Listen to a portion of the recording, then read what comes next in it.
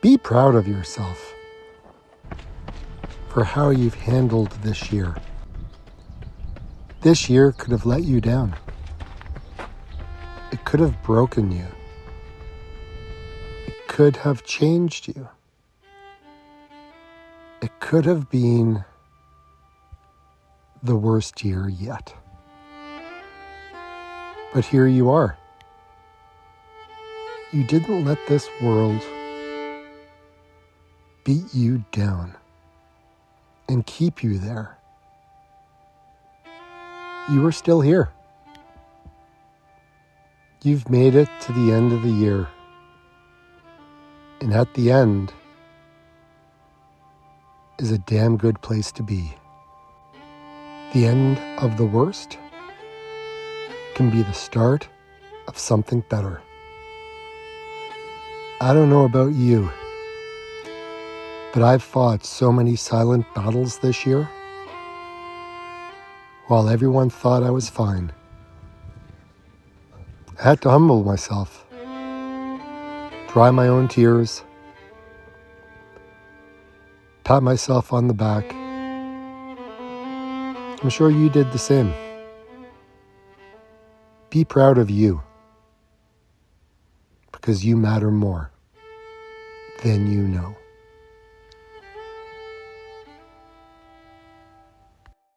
If you're like me and you're in your late 40s, early 50s or beyond, you've been told by somebody else or you've told yourself that running is a young person's game. You try to keep up your old pace, you get injured, you get burned out. I found a way to not just keep running, but to make it the catalyst for becoming a better version of myself. It's about running, it's about slowing down to speed up. And it all starts with your ticker, your heart. Now there are 3 key topics: heart rate training, slow running, motivation, and the unexpected benefits that this all creates. So this is a deep dive. So there's a couple of ways that you can start off using slow running to help. And look, zone 2 training is that number 1 way.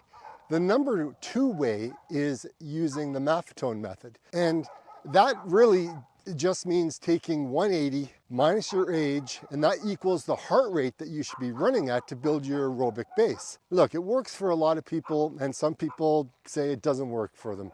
But everyone is different as a runner. I know it's worked for me. I've gotten 3 minutes faster using this method over the course of a year, and I was able to use it to work my way up into running an ultramarathon. So it works. One of the great things about it is it doesn't burn you out. So to be able to run faster, I've used the Maffetone method. So if you're a runner that's been running for a while, you probably already know what your heart rate zones are. And that's where zone 2 can come in, right? If you set up your zones correctly, then you're good to go and you're able to stay in those particular heart rate zones that you've set up on your Garmin or on your Coros or on your, well, whatever watch you're using. For me, I like using the Coros watch. I actually got this a number of years ago and it's worked really well. Now I've had to adjust my heart rate training based on my fitness level. And right now my fitness level is not necessarily the greatest because I have really struggled over the last number of months just to do what it is that I talk about on this channel, and that's get out and run. Take what I'm saying based on history and experience that I've used using these methods, not necessarily kind of where I am at the moment. Not that it really matters, right? Just because I'm not running as much as I used to, it doesn't mean that I don't know kind of what happens when you run at these levels. And so we got to talk about some pain points. I got to put on some glasses because I can't see a flipping thing. That morning sun is just getting high enough to really get in my eyes. So that's a little bit better. Can't see a thing. Don't know what I'm walking into. That sun is really bright. Oh, this is totally mud and ice. The dogs are still barking all this time later. The neighbors are probably going to be so pissed that all their dogs do is bark. I know I would. That's terrible, man. So if you're using the Maffetone method to start off with and you haven't gotten into figuring out what all your heart rate zones are, that's okay. You can start there. 180 minus your age. If you're on medication, reduce those beats by 10. And if you're over fat, you reduce it by 5. Now, that over fat number, I don't like it, but that's the way Dr. Phil Maffetone talks about it. So take that one, in my opinion, with a grain of salt, because everybody is different, and I didn't use that when I first started, and I had some weight to lose. So, and it worked for me. That's just my personal experience with it.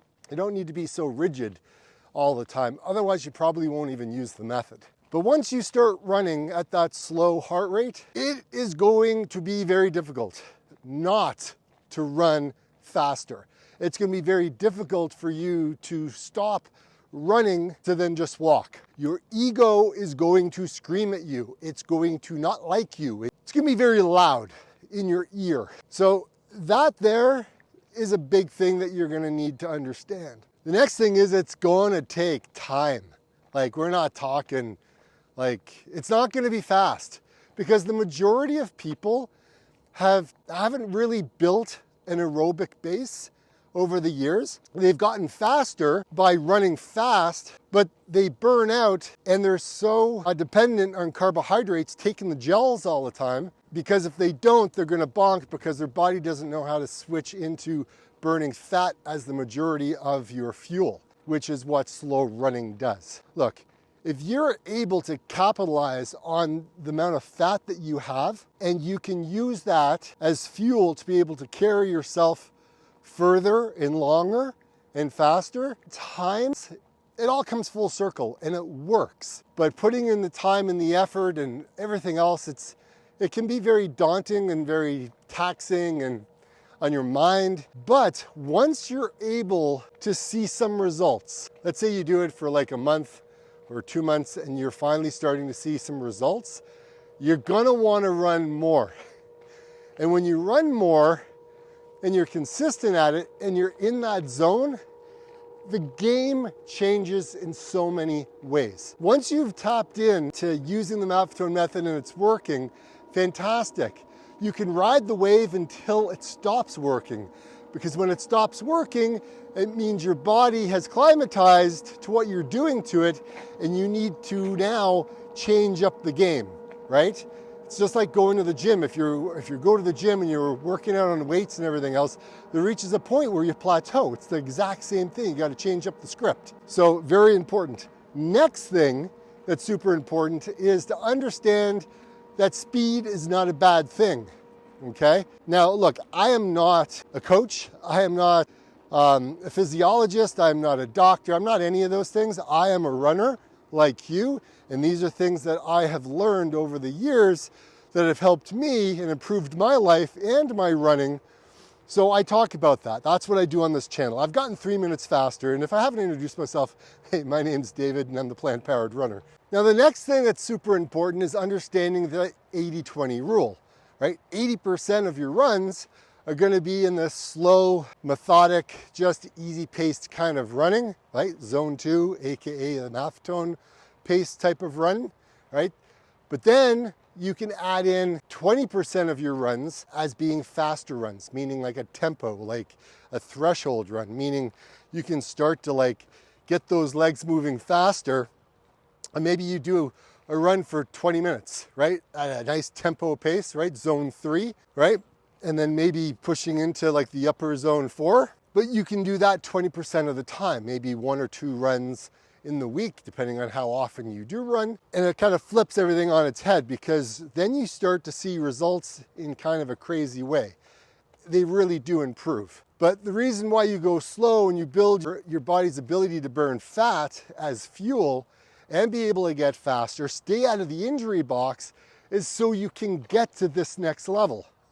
Because once you get to that next level, I mean, you're leveling up, right? You're working towards what your goal is and whatever run that is, okay? I like long distance runs, right? My favorite, I'd probably say, is the half marathon, but you know, the marathon is a fantastic distance, and an ultra marathon really cracks it open, and really you discover things about yourself that you never knew were there. So zone 2 running, fantastic.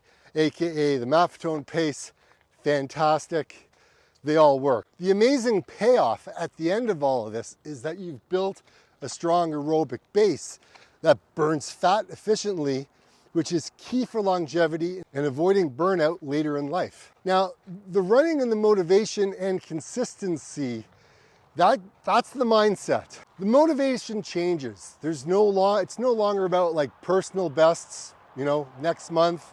It's about being able to run injury-free 10 years from now, maybe 20 years from now. Sometimes the motivation doesn't come from, signing up for a race. I mean, a lot of time it does. Sometimes it's just like looking in the mirror and not liking what you look like, right? Sometimes I'm really sad and I don't have anything in me. For most of the time, I just look at when the last time I was that I ran, and that gives me the motivation to get out and run. I did a bike ride with a buddy of mine on Wednesday. With this running one day a week, no man, this is for the birds. Something's got to change. Something's got to give. I can't keep doing what I'm doing. It's so hard to run only one day.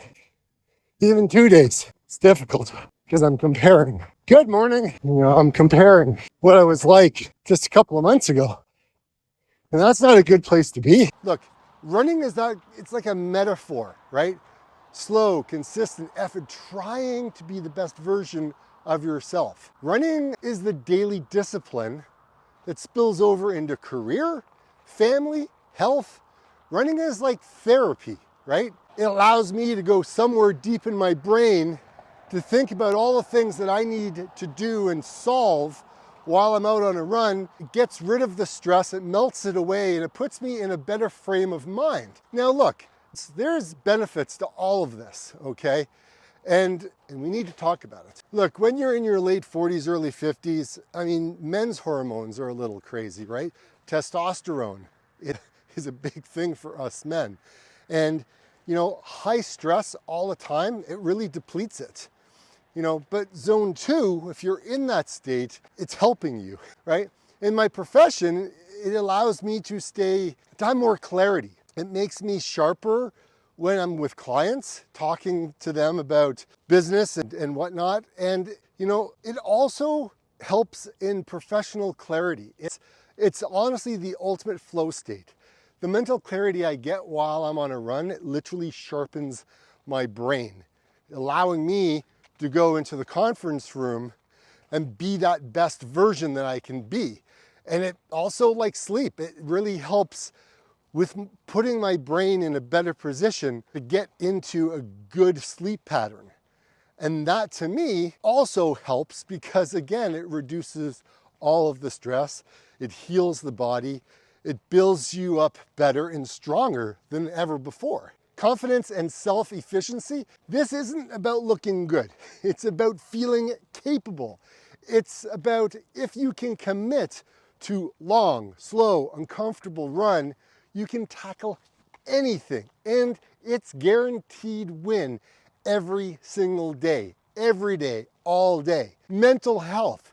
Look, it touches on anxiety, depression. The run relieves a lot of these issues that people end up on medication for. I'm not saying that it doesn't cure it.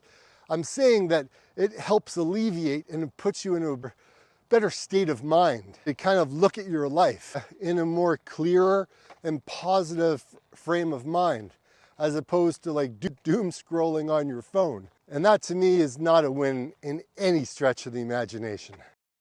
Look, running is not always sunshine and rainbows. It is a very complex type of activity, okay? I know for me, specifically right now, where I stand, I allow so many excuses to stop me from doing what I enjoy. Would I like to come out and run every single day? Sure, I used to. So there is a lot of benefits by running slow. There's a lot of benefits just to get out and run. There's a lot of benefits that most people don't realize what running is able to do for you.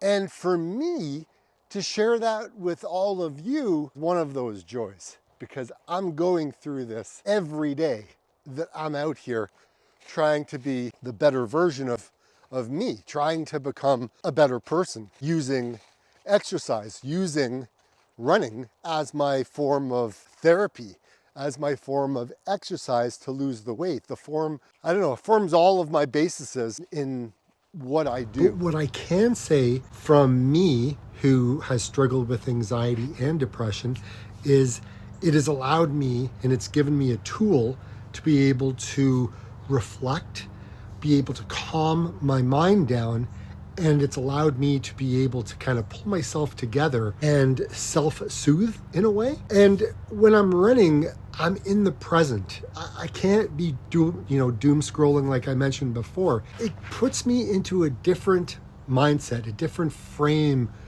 that allows me to be in the present, to be in the moment, and to not allow all those other negative thoughts to kind of come into my brain, because I got the endorphins going. I've got all of these things kicking like on high gear, and I'm feeling epic. I'm feeling strong. I'm feeling the feels, if you know what I mean, So running has taught me a lot, and it's allowed me to have the sense of calm that comes with running slow. It's allowed me to become a better father, a better runner, a better human, a better realtor, a better friend, and a better husband, soulmate, everything all wrapped up into one. Sometimes you have to put others first.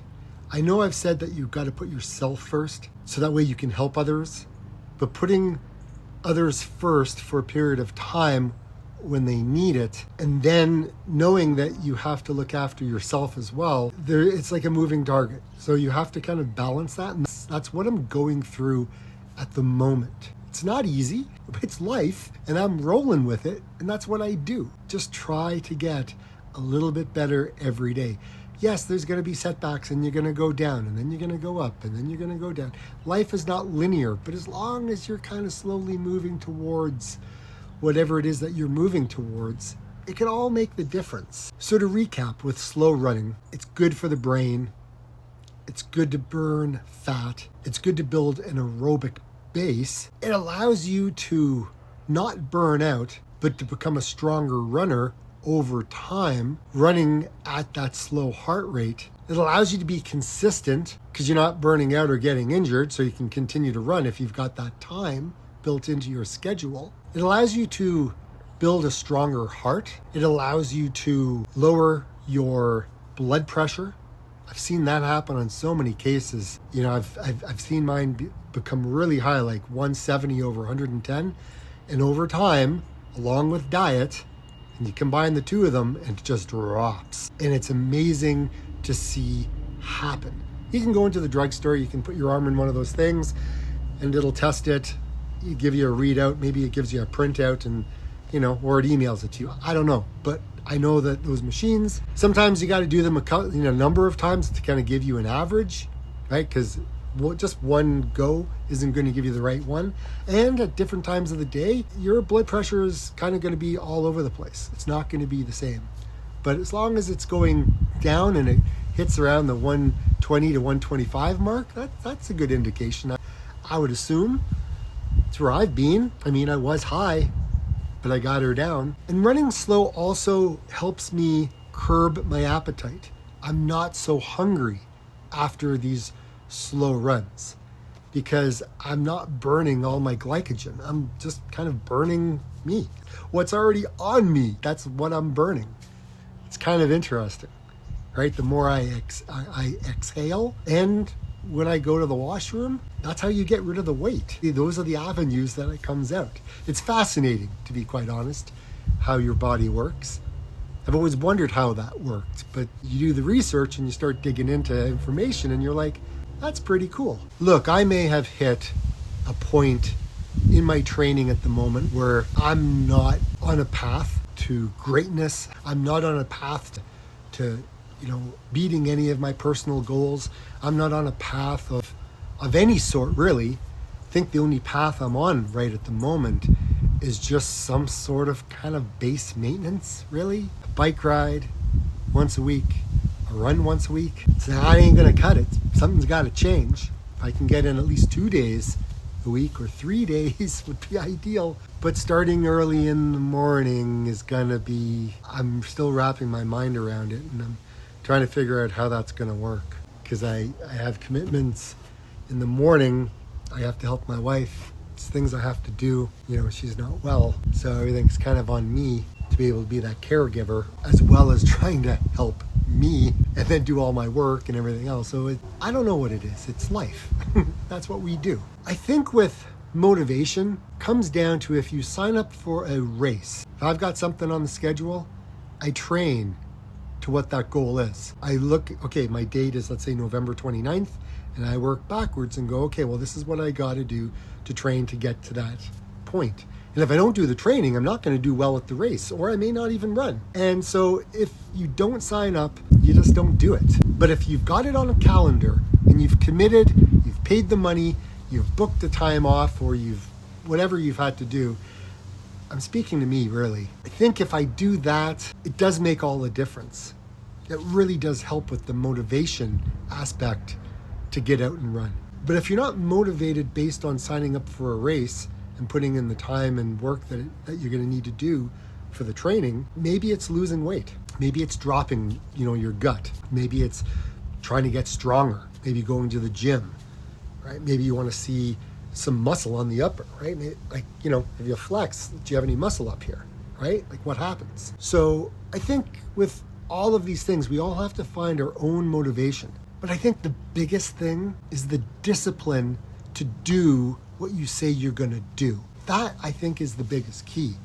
It's discipline to do the hard stuff. So if you like these videos, maybe think about subscribing, liking, commenting. I love reading your comments. They really are quite amazing and very supportive, I have to say. I really am very grateful to the community that I have here. It is a pleasure, that's for sure. Sometimes when you ask questions out loud, people come back and they give you the real deal, right? And sometimes when you ask the question, you kind of want to know the answer before you ask it, because if you don't really know the answer before you ask it, it may sting, it may hurt, but that's okay, because I have big shoulders and I love constructive criticism. It's very helpful as long as it's in a positive way.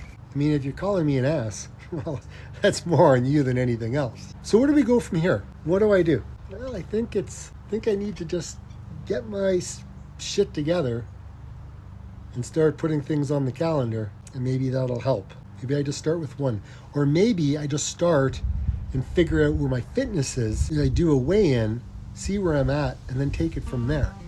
I don't know, but we're certainly going to try. So anyways, hopefully this video helped you in any sort of way. But like I always say, get out and run. We'll see you on the next one. Heading back to what used to be home, passing by those little towns I know so well, stopping for gas and then I'm behind the wheel again. Driving is like a spiritual cleanse, where every mile is a new beginning and every bend holds a new end. Eyes on the road, don't lose control. I'm speeding fast to chase my soul. I'm driving to get away, running through emotions high and low, holding on or letting go. I'm fighting another day. The neon lights in the fast lane light, riding high, reaching for the sky. I had it all but lost and fell back. See, this is what every town should have. A little watering hole. You go swimming right here. Just walk on down and you're there.